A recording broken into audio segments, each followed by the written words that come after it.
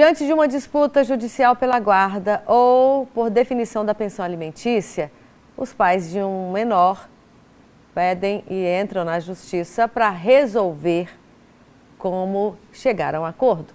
Tem também aquele outro aspecto da alienação parental, que é quando há uma pressão psicológica na criança ou adolescente, prejudicando a relação afetiva entre o pai ou a mãe. São assuntos que a gente vai abordar conversando ao vivo com o advogado Guilherme Santos, que também é professor de universidade. Se você quiser participar dessa entrevista, QVT e WhatsApp estão disponíveis para você. Doutor Guilherme, tudo bem?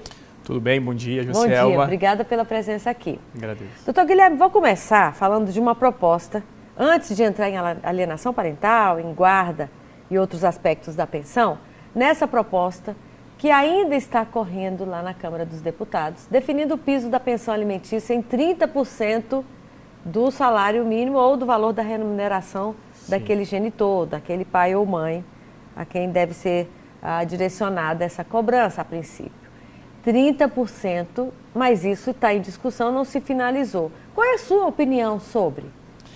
É importante começar por essa pergunta, Joselma. Quando se fala de pensão alimentícia, existe um mito de que o valor da pensão seria 30%. Como você bem destacou, existe projeto de lei, esse não é o único, no sentido de estabelecer este percentual.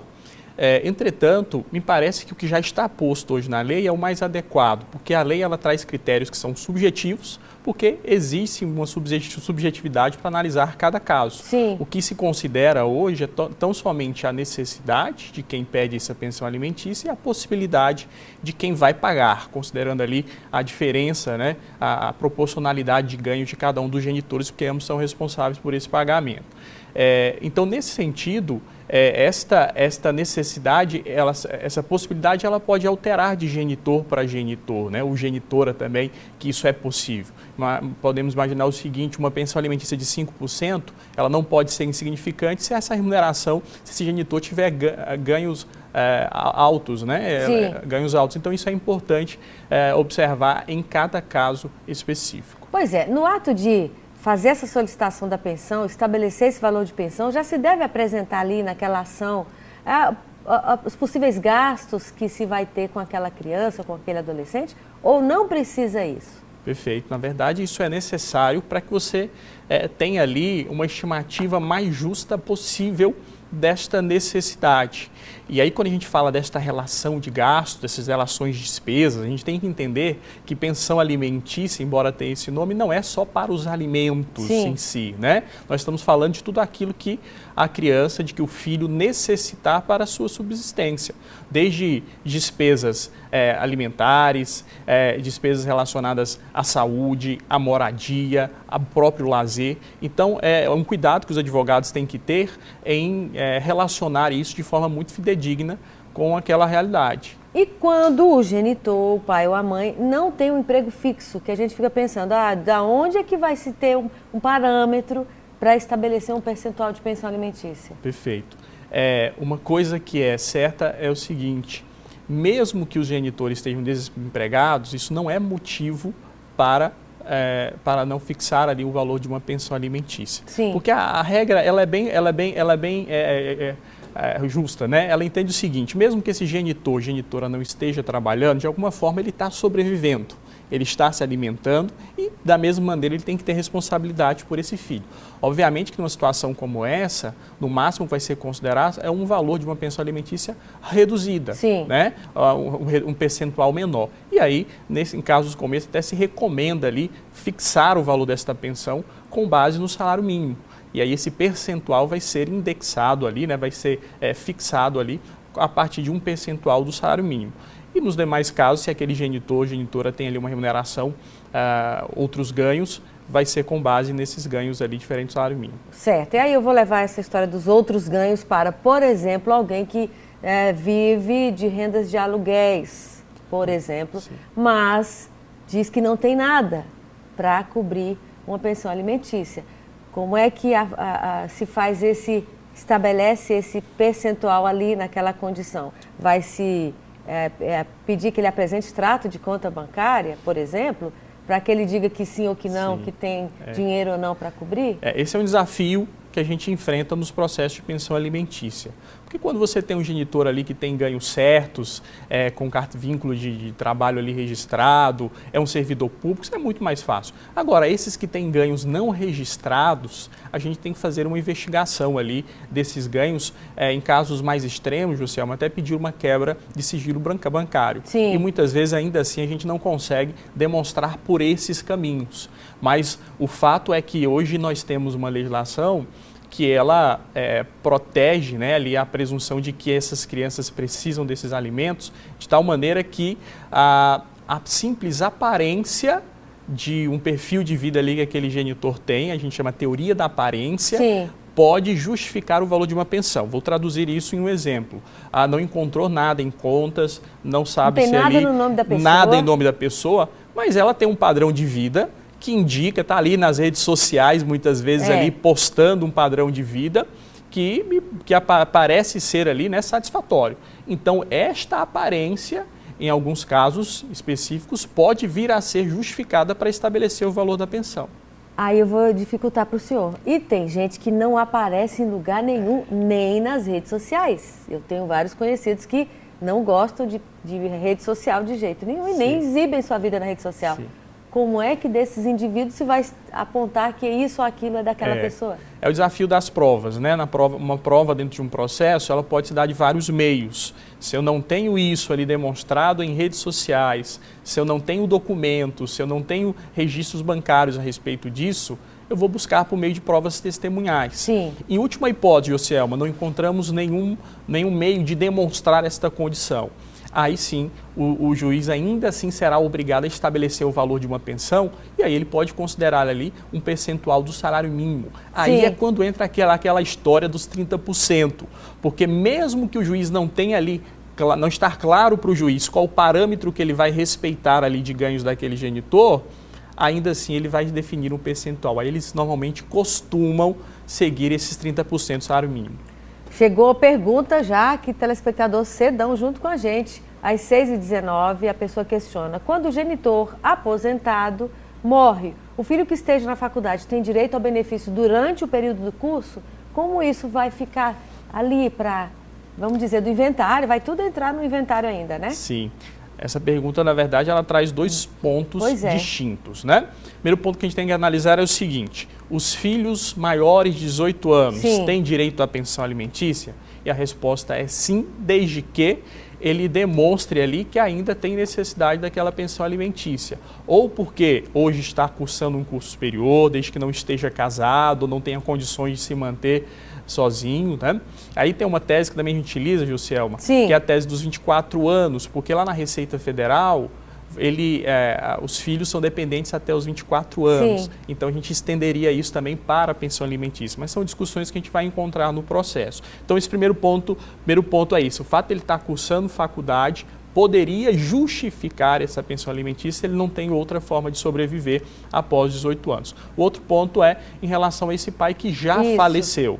A obrigação do falecido, ela se encerra no momento, obviamente, da morte. Então, se ali ele tinha débitos com esse filho, tinha pensões alimentícias atrasadas, esse filho poderá habilitar o seu crédito lá no inventário. E sem prejudicar o valor da sua herança, né? Se houver a herança ali a partilhar. Então, primeiro separa, porque o inventário serve para pagar dívidas. Paga-se as dívidas, que sobrar, faz-se a partilha. E, inclusive, essas dívidas ali são as dívidas de pensão alimentícia, que são créditos que têm preferência, inclusive, para serem recebidas. Eu quero aproveitar um outro aspecto. Falamos de servidor público, ou pessoa que tem seu contra-cheque, sua remuneração ali clara, estabelecida pelo seu empregador. A pessoa pode botar lá na ação que não quer que a cobrança seja feita lá no seu salário automaticamente? Pode ou não? A justiça vai determinar que seja feita lá? Sim.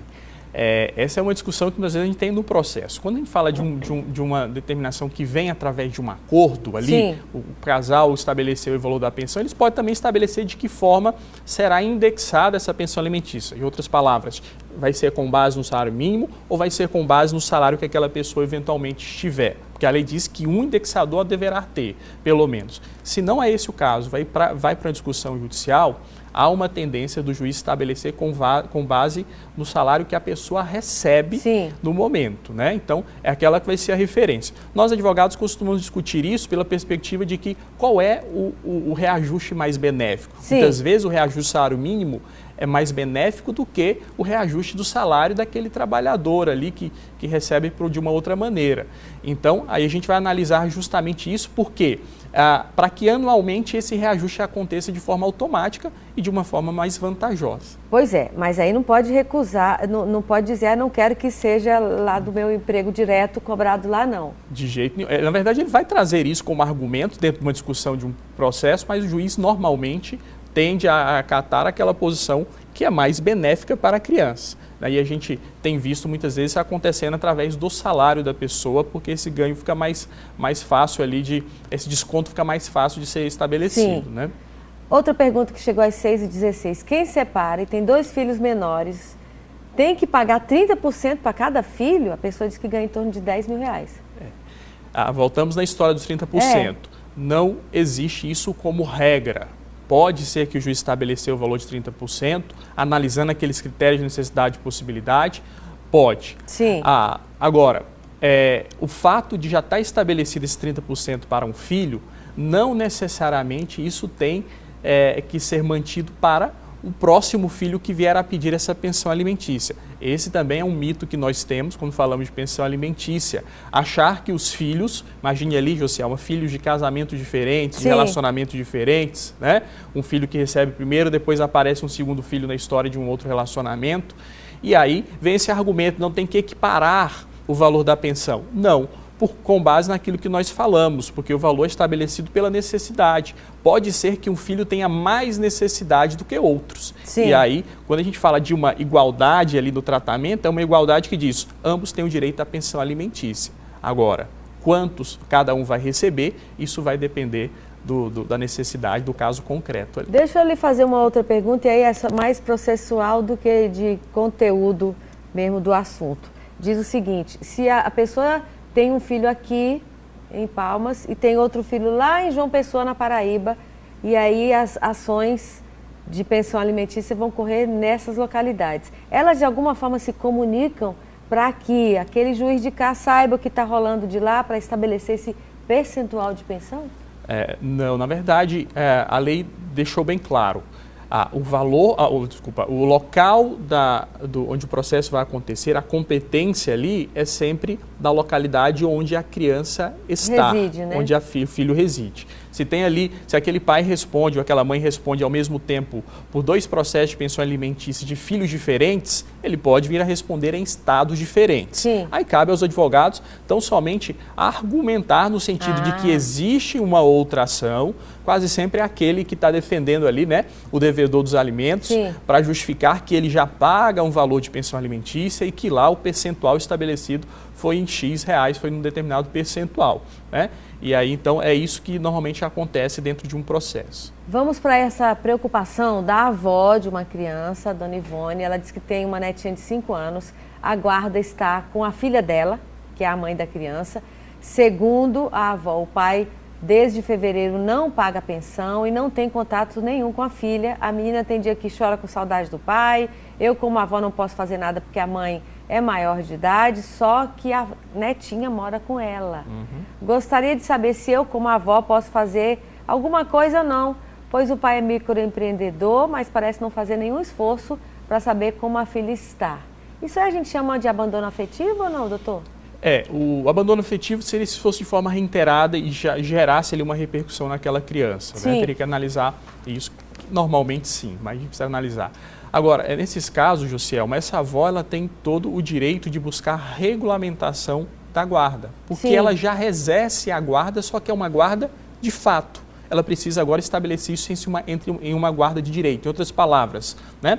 Documentar, regulamentar aquilo que já acontece, de maneira que ela possa ali na sequência, depois, representar esta neta. Para cobrar essa pensão para cobrar que tá essa atrasada. pensão alimentícia. Na Sim. verdade, isso é um direito que essa criança tem e que os pais não podem abrir mão, nem mesmo os avós, né? Então é um direito que ela tem. Em casos mais extremos, até o Ministério Público, se essa mãe continuar omissa, né? Sim. O Ministério Público tomando conhecimento disso, ele pode propor essa ação em favor daquela criança. Certo. E aí, doutor Guilherme, vamos direto para o telão? Tem essa pergunta que chegou às 6h28. A pessoa conta que o filho fez 18 anos e desde que ele tinha 1 ano de idade, o pai entrou em acordo para pagar a pensão de 26,5% do salário dele na época. Só pagou 3 meses. Aí a mãe quer saber, ela tem como ainda receber esses praticamente 16 anos para cá que ele deixou de pagar? Olha só, é possível, porque a legislação ela diz que não tem prescrição para crianças e adolescentes. Sim. Normalmente, o prazo para se cobrar o valor ali de uma pensão alimentícia atrasada é 2 anos. Então, venceu esse mês, a deste mês ela teria um prazo de até 2 anos para ser cobrado. A gente tem que considerar que pensão alimentícia pode ser cobrada por pessoas que têm mais de 18 anos. Sim. Então, essa prescrição se aplicaria para essas pessoas. Entenda que prescrição é o tempo que eu tenho para cobrar. Sim. Né? Agora, todo esse período devedor, enquanto aquele sujeito era criança e adolescente, este prazo não corre. Então, ela pode sim cobrar todo este período. Esses 16 anos? Todos esses 16 anos, porque todo esse saldo devedor, até ele completar 18 anos, ele vai ter até os 20 anos de idade, ou seja, naquele momento que vai começar a contar o prazo prescricional de 2 anos, que é o limite para poder cobrar. Certo. Eita, que aí possível. tem uma conta gigante, Sim, né? sim. Bom, e ele inclusive pode ser preso também. Pode. Quando desse atraso. Sim.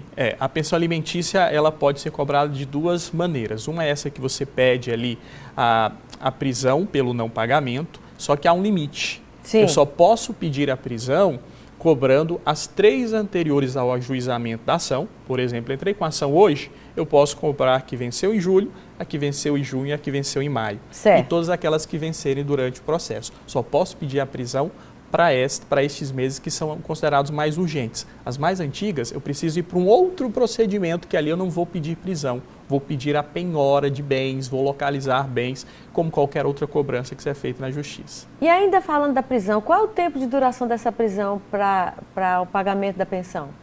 Na lei de alimentos e no processo civil há uma divergência. Sim. Mas o que se mantém hoje é o entendimento que é 60 dias o prazo máximo para esta prisão. Agora tem que entender o seguinte, passou os 60 dias, não significa que ele deixou e se não pagou, né?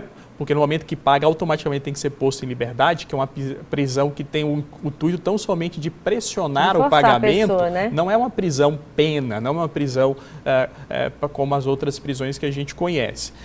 Então, passou esse período da prisão, se ele não pagou, não significa que ele está isento dessa dívida. O que não pode mais é continuar preso. E aí vai se cobrar pelos outros meios. Vai tentar localizar patrimônios, localizar valores em conta, algo que possa satisfazer ali aquele crédito.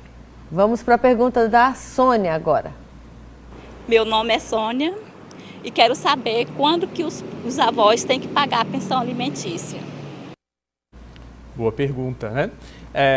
Os avós, eles são responsáveis quando os pais não têm condições de manter ali os seus filhos. Sim. Mas muito cuidado com isso, né? Primeiro, a gente tem que esgotar todas essas possibilidades, né?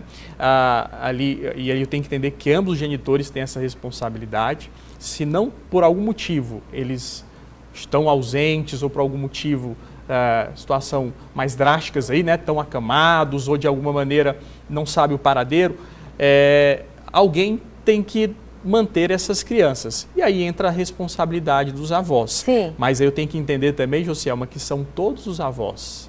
Então são tanto os avós paternos quanto os avós maternos que vão responder dentro das suas possibilidades. Sim. Eu tenho que ver a possibilidade deles também, desde que também não fira a dignidade desses avós ali, né? Dependendo da sua condição.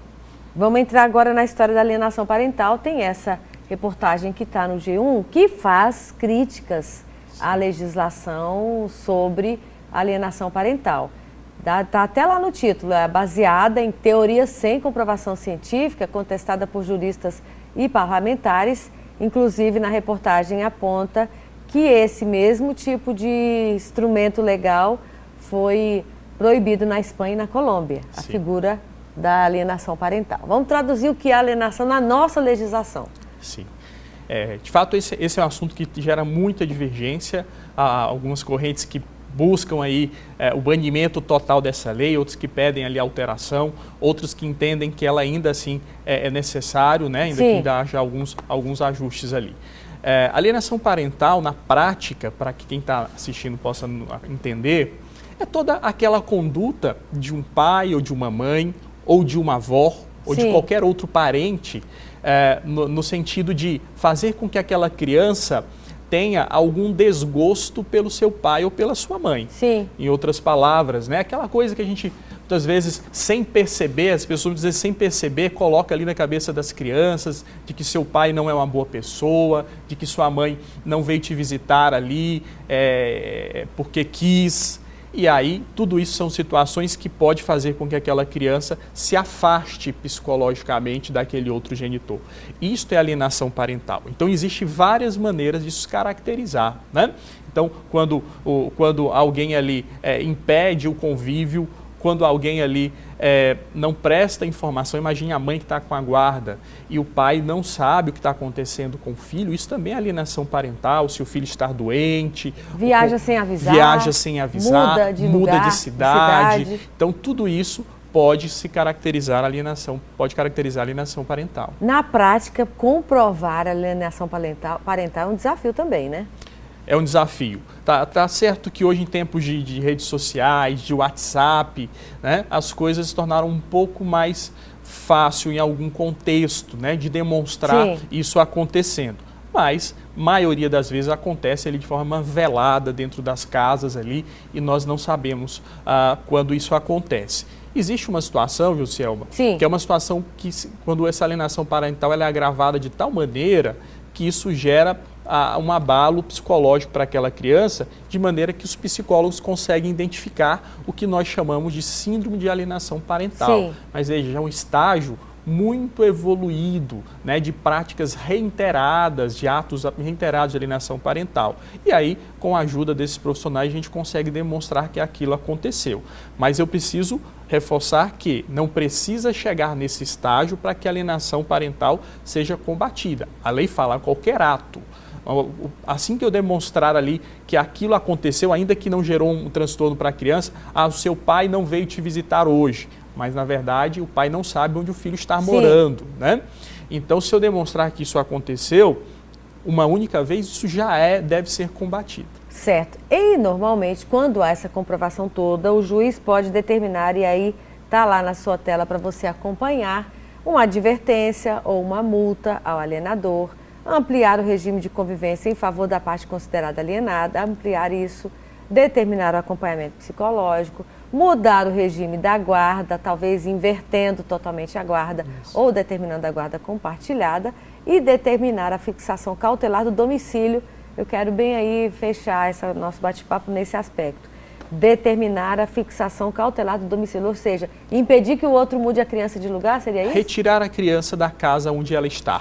Sim. E essa substituição ali do lado dessa criança, que vai ser temporário para que se investigue algo maior, ela pode, vamos imaginar que o alienador seja o pai. Sim. E essa criança morava com o pai. O juiz pode determinar que provisoriamente ela passe a morar com a mãe, ou até mesmo com o terceiro. Certo. Até que se resolva com a avó ou com qualquer outra pessoa, a avó ou qualquer outro parente ali que o juiz determinar. Doutor Guilherme, muito obrigada por estar com a gente, viu? Eu que agradeço, sempre à disposição. Até o próximo encontro aqui.